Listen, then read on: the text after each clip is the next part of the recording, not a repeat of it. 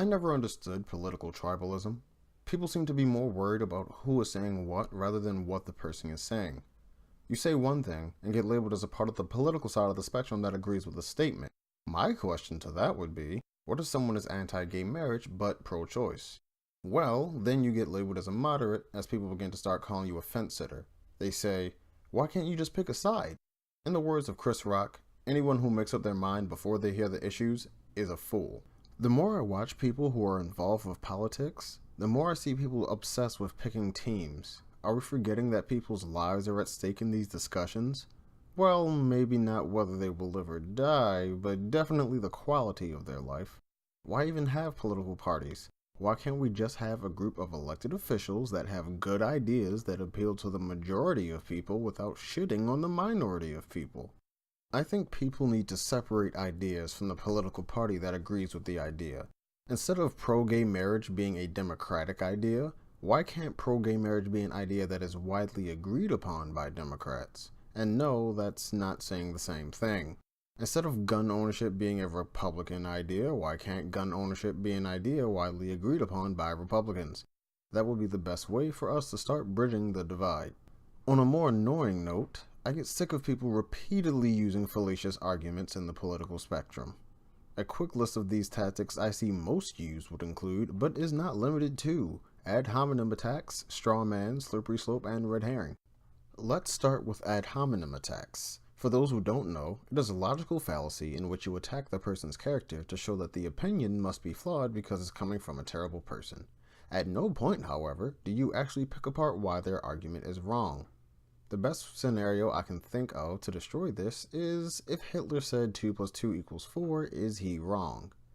You can't say he's wrong because of everything associated with him. In this singular, isolated instance, he is correct. Now, if you want to say he's wrong and truly believe he is wrong, then you must admit that you want to call him wrong, not because of what he is saying, but because of his barbaric history.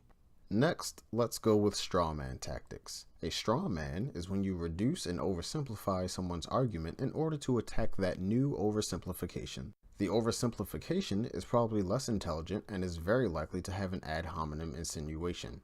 The best example I have is when it comes to abortion.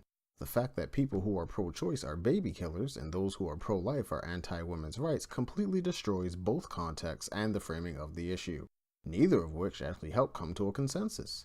If you don't want to come to a consensus, that's fine, but don't act like you do. Then you have slippery slope. It is a tactic in which someone says, if we let X happen, then Y and Z will happen too.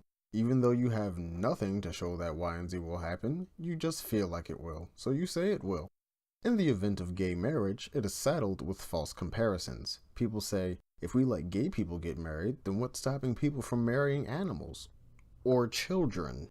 My question to these people would be, do you equate the union of two consenting adult humans to the union of a human and another animal akin to bestiality? Or to a child akin to pedophilia? If you say yes, I would ask based on what exactly, because they don't sound remotely similar. The last one is a red herring. A red herring is where someone throws in a completely irrelevant topic that seems to be a part of the original discussion, but it actually has nothing to do with it. An example would be with the Black Lives Matter movement. People throw in the idea of, hey, what about black on black crime? Why are you so worried about police when black people are killing themselves? I will say black on black crime is in fact an issue. However, you can tackle two issues at the same time.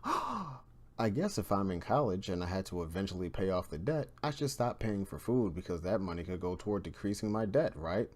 Exactly. Politics in general thrives off of separating people. You seldom hear politicians saying the good parts of an opposing argument and try to meet somewhere in the middle. As soon as person A does try to say the good parts that person B has mentioned, the population of side A ridicules person A. That is the most idiotic form of we versus them I have ever heard. I don't care if some of what they had to say is good. They have a differing opinion, so they must be wrong. Come off it and get over yourselves. Well, that's going to do it for this episode. If you enjoyed it, don't forget to like, share, and subscribe. See you guys next time.